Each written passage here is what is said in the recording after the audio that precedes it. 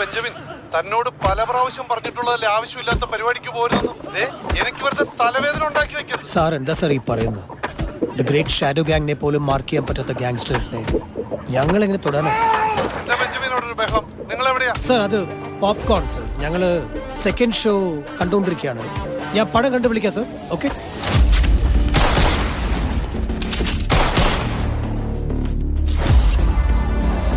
ഒന്നിൽ തുടങ്ങി 100-ൽ അവസാനിക്കുന്ന game. A game between good and bad.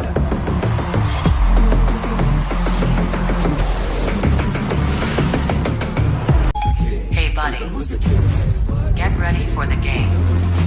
It's tuxedo time.